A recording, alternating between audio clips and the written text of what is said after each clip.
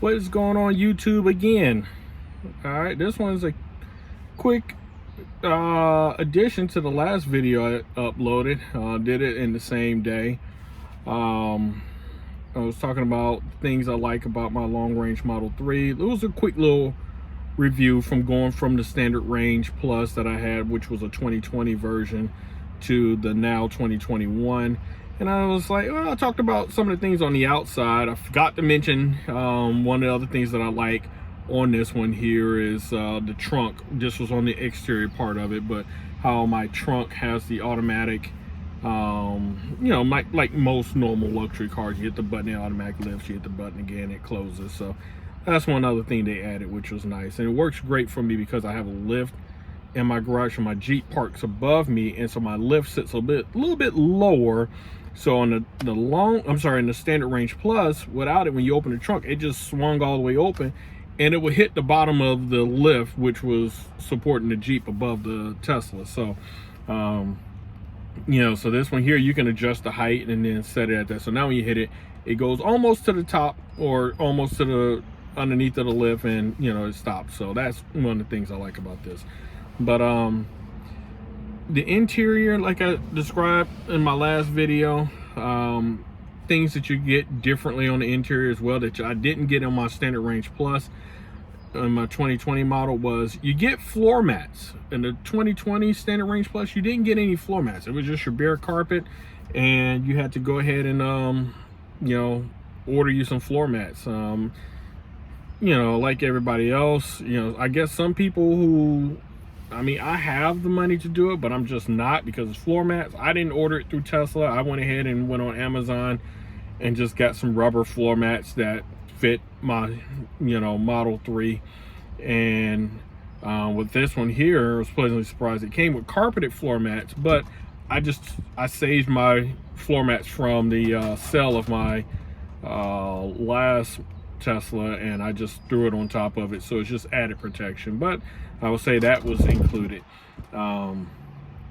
Everything else is pretty much the same. I've seen videos, everybody goes through every single detail, and it's like, really, it's not even that serious. It's like a car. I've seen, and maybe I'm a little self-righteous, and I could be, and it's just one of those things where I kind of laugh at the videos of people doing their delivery day and got like the thumbnails of that, and it's just like, if you never bought a car, maybe you want to document it. But I'm like 43 now, and this was, I don't know what number car this was for me, so I don't need to document picking up a car, and it's kind of, it spoils it for everyone else.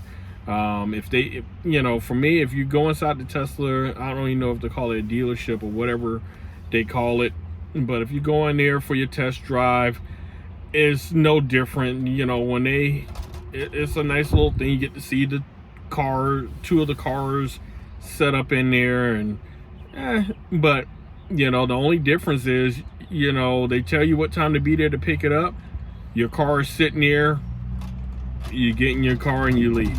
I don't get those videos on that whole delivery day thing, and maybe I'm just, like I said, I could be self-righteous, so I'll be the first to admit that. So I'm sure the comments will come from, come down there saying, I'm judgmental or whatever. But I don't know. I just try, with my videos, I'm going the opposite direction. Like I said earlier, I don't need, and I'm not doing it for the likes or, the revenue or anything like that.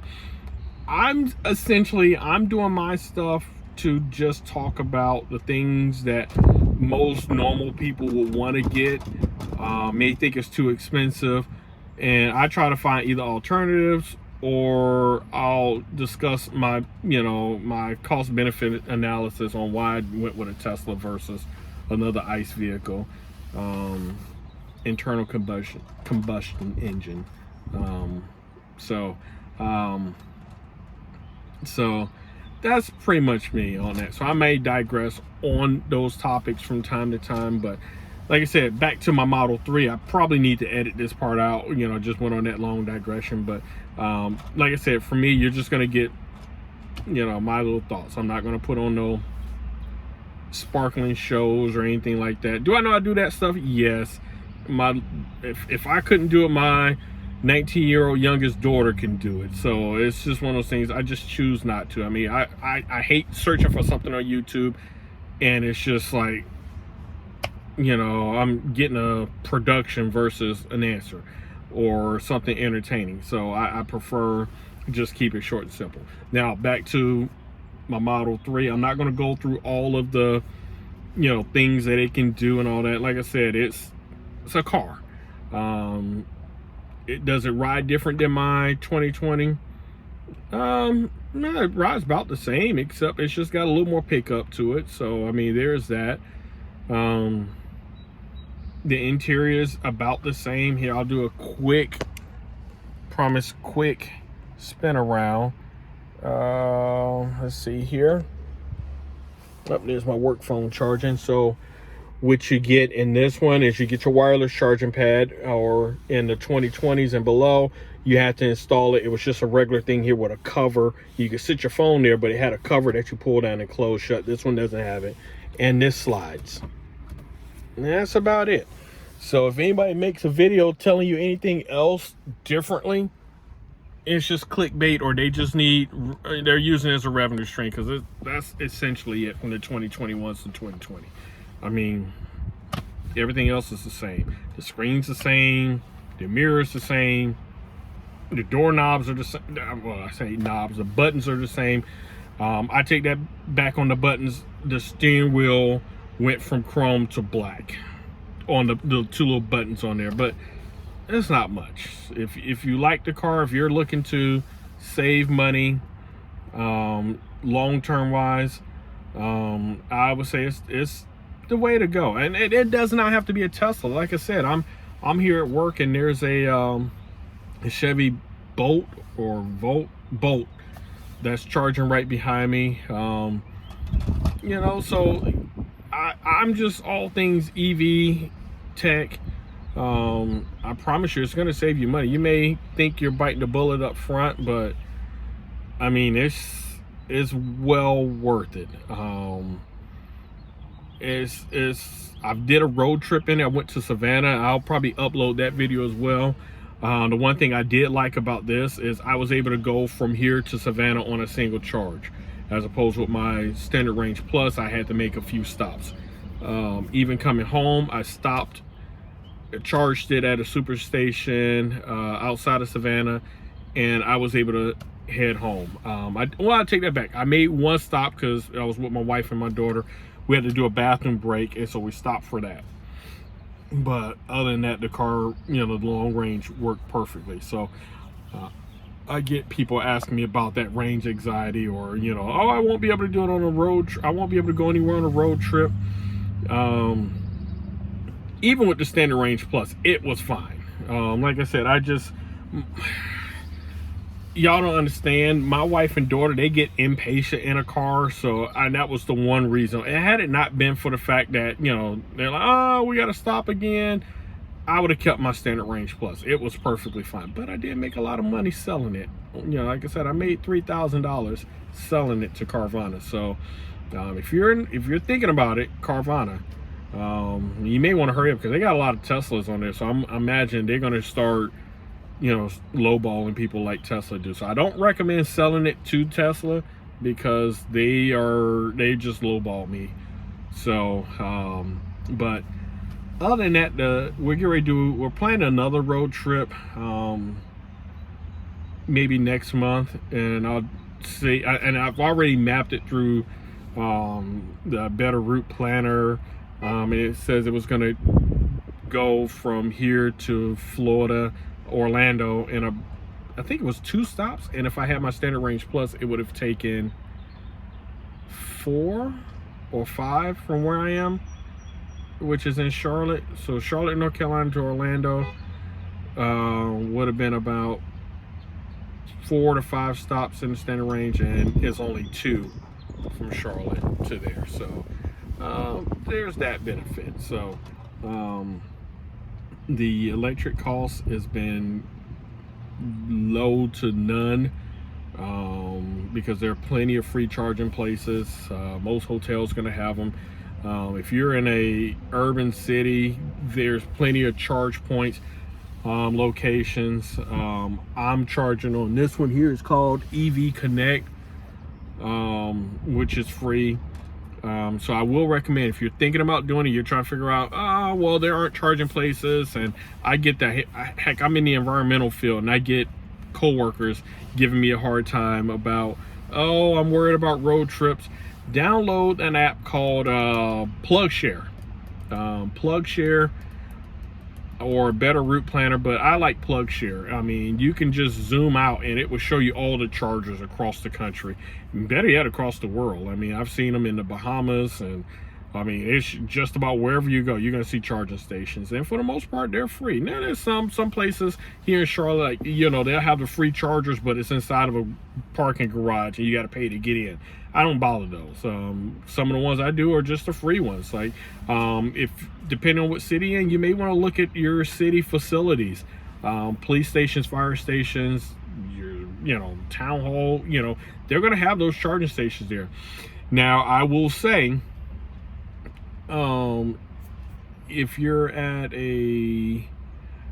in a county where it's going to be kind of, let's just say I worked in a county that was very, we'll use the word conservative, thinking, you know, they frown upon anything progressive, you know, like electric vehicles and things of that nature. You may have a hard time, but trust you me, there's going to be a Tesla station nearby if you're there. So I wouldn't worry too much about it. But the previous county I worked for, they kind of frowned on it. And it's funny, when I bought my Tesla, there was nothing there. But since I left there and come work for the, you know, the Mecklenburg County, which is in, you know, where Charlotte sits, there are charging stations everywhere. I mean, I can't go to a city facility or county facility without a charging station there. So I don't worry about it. So you will enjoy it. Is it the best vehicle I've had? As far as money savings, yes. I enjoy my Jeep. Like I said, I got a 4-door Jeep Wrangler. The weather's nice, and I'm probably gonna have the top and doors off pretty soon. So I do enjoy that, but I don't enjoy filling it up. I mean, that's like anywhere between 70 and 80 bucks, you know, filling that up, and then that's not including the oil change that you got to do and your tune-ups and things of that nature. So, you know, for me, it works. And I will say, it's probably the best vehicle I've had. So the Jeep is fun, but this is fun as well. But as I'm getting older, I don't need, you know, I've had the convertibles, I've had the little sports cars, and I don't need that right now, you know, at this stage of my life. So for the grown-ups that are watching this, you'll like it. If you're worried about space, look at the Model Y. If you're sticking with Tesla, look at the Model Y. They have the 5-seater and the 7-seater. I looked in that, and for me and my wife, I went with the Model 3 because, you know, our kids are grown now. You know, my youngest daughter, she's still living home with us because she's at NYU, but she's doing it remote because of COVID. So she's still home, but she has her own car. So it's not like we're toting around anybody for the most part. So, I mean, I didn't need the Y, but if you still have young kids, or, you know, you that type that you just want the space, look at the Y. Or if you got the money, go with the X. If you're feeling that ballerific, go ahead and get the X. But for me, the 3 works fine. So I'm going to wrap this up because I don't want to have a 20-minute long video. I'm already 14 minutes in. So I would say this has been a great vehicle. Like I said, I'm not going to go into detail. You're not going to see me buying a mattress to camp out in it. Just because the car says camp mode doesn't mean you should do it. I'm not going to do it. I'm not going to go park my car somewhere and blow up a mattress just to show, oh yes, the AC stays on while you're sleeping. I'll take your word for it. So let's see any other outlandish things that I will not be doing. Let's see, there's that.